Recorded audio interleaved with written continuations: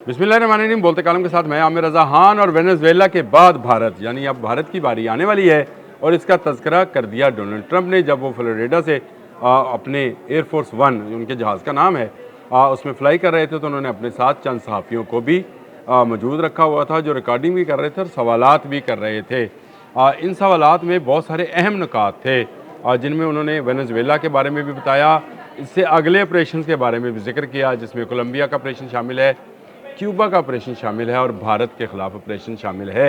यानी राष्ट्रपति भवन जो कि वज़ीर-ए-आज़म की रहाइशगाह है, भारतीय वज़ीर-ए-आज़म नरेंद्र मोदी की रहाइशगाह, उस पर भी अमेरिकन हेलीकॉप्टर से मरीन उतरकर नरेंद्र मोदी को उठाकर, क्योंकि उनकी जो शादी है डिक्लेयर्ड नहीं है, शादी इनकी थी पुरानी, छोड़ चुके हैं, अब वो अकेले रहते हैं, उस अकेले बाबे को उठाकर भी अमेरिका ले जाया जा सकता है।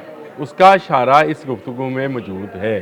और इस पर मैं बताऊं, जब से वेनेजुएला पर अमेरिका ने हमला किया है, भारतीय वजारत हारजा जो है खामोश है, चुप लगी हुई है और कांप रही है, क्योंकि मोदी से एक मरतबा नहीं बारहा डोनाल्ड ट्रंप कह चुके हैं कि वो रशियन ऑयल जो है उसकी ख़रीदारी बंद करें। लेकिन पैसा का लालच जो अंबानी और अडानी को है, गुजरातियों को, वो ख़त्म होने को नहीं आ रहा। इन्हीं के पावर हाउसेस हैं जो रशिया से तेल ख़रीदते हैं और मोदी दबे लफ्ज़ों में इस बात का इजहार कर चुके हैं कि अमेरिका हमारे लिए परेशानी का बायस बन सकता है।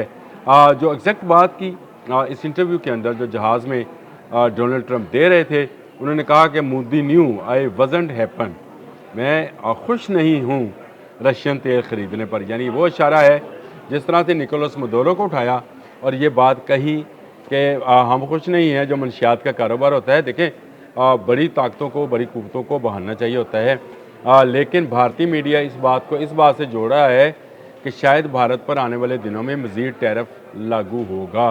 अभी अमेरिका जो है अपने ख़त्े के ममालिक जो हैं उनको कर रहा है, जैसे क्यूबा है, वेनेजुएला है, या कोलंबिया है और मेक्सिको है, इन ममालिक की तरफ मुतवज्जा है। लेकिन इन सारे ममालिक के ज़िक्र के साथ साथ अगर वो भारत का जिक्र कर रहा है तो आप समझ सकते हैं कि भारत की अगली बारी है, वो वेनेजुएला के बाद आती है, कोलंबिया के बाद आती है, मेक्सिको को या क्यूबा के बाद आती है, बारी आनी है, टैरिफ लगना है। और टैरिफ लगने का मतलब ये है कि भारत की इकॉनमी ठप हो जाएगी। ठप होगी तो उससे भारत जो है मज़ीद परेशानियों में घिर जाएगा। देखें, जो तोसीब पसंदाना जिनके अज़ाइम होते हैं, उनके अज़ाइम जो हैं सिर्फ अपने मुल्क तक। जब आपको एक मरतबा आदत पड़ जाए, शेर के बच्चे को जब एक मरतबा आदत पड़ जाए शिकार करने की, तो फिर वो अगले शिकार के लिए मज़ीद टेरिटरीज़ चाह रहा होता है। और ये जंग जो है, मैं बारहा इस बात का इज़हार कर चुका हूँ कि आलमी जंग जो है उसके लिए एक तरफ अमेरिका तैयारी कर रहा है तो दूसरी तरफ चीन तैयारी कर रहा है।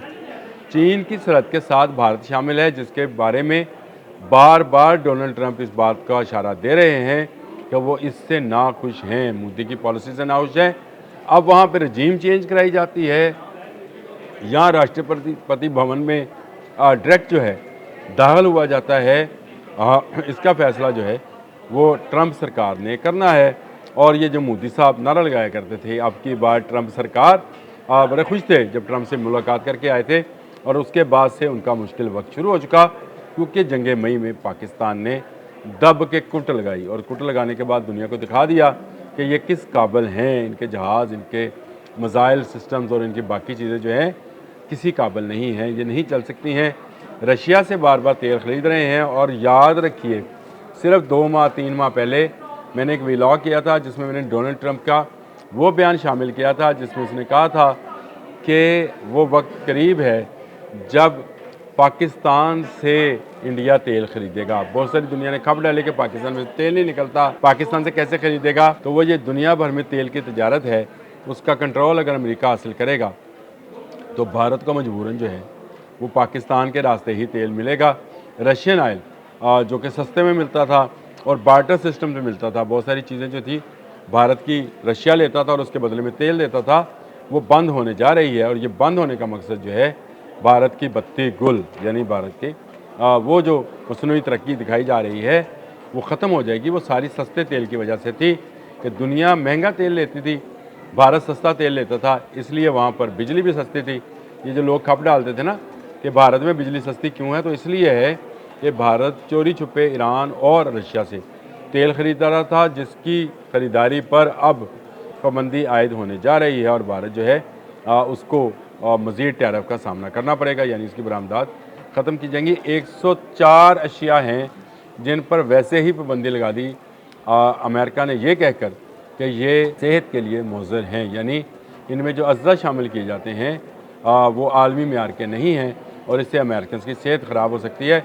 अब बहाने देखें ना, जैसे कोलंबिया पर वेनेजुएला पर हमला करना था तो क्या बहाना था कि मंशियात आ रही है, हालांकि हमला किन पर किया गया, जो ऑयल ले जाने वाले जहाज़ थे, बहरी जहाज़ थे, उन पर किया गया और मंशियात का बहाना बनाया गया, तजारत रोक दी और उसके बाद निकोलस मडोरो को अपनी उसकी अहलिया समेत उठाकर अमेरिका शिफ्ट कर दिया गया और मुकदमा दायर कर दिया गया है। तो मोदी जो है वो किसी शायद खुशफहमी में है और या शायद किसी गलत फहमी में है कि वो दुनिया की सबसे बड़ी जमहूरियत है। ये दुनिया का सबसे बड़ा मुल्क जो है ये मार खा चुका है अब से अपने से 10 गुना छोटे मुल्क यानी पाकिस्तान से मार खा चुका, और उसके बाद उसकी फ़ौजी अहलियत और सलाहियत और कैपेबिलिटी और कैपेसिटी जो है वो पूरी दुनिया के सामने खुली किताब की तरह पड़ी है और सबको पता है कि इनके फ़ौज में दम खम नहीं है। इस बात का अदराक अगर पाकिस्तानियों को है तो अमेरिकन को भी है, चाइनीज़ को भी है। तो ये बड़ा ज़रूरी है, जिस तरह से डोनाल्ड ट्रंप बयान दे रहे हैं कि वो वेनेजुएला में एक अच्छी हुकूमत चाहते हैं और एक ऐसी हुकूमत चाहती है जो वेनेजुएला के लोगों की भलाई के लिए काम करे, तो ये भारत की भलाई के लोगों की भलाई के लिए भी काम करने के लिए अमेरिका अपनी खदमात बजरिया अपने मरीन्स और हेलीकॉप्टर्स पेश कर सकता है। ये वक्त दूर नहीं है। भारत की जो पॉलिसी थी तोसीफ़ पसंदाना, उसको आप देखें एक के बाद एक मुल्क के अंदर जो है उसको निशाना बनाया जा रहा है। इसकी तोसीफ़ पसंदाना पॉलिसी को ठुकराया जा रहा है। बांग्लादेश ने ठुकरा दिया, नेपाल ने, भूटान ने, श्रीलंका ने, मालदीव ने, पाकिस्तान ने, तमाम जगहों से भारत पर जो है जो भारत का दबाव था वो ख़त्म हो गया है और भारत अब बिल्कुल ख़त्े में एक तनहा मुल्क की तरह है।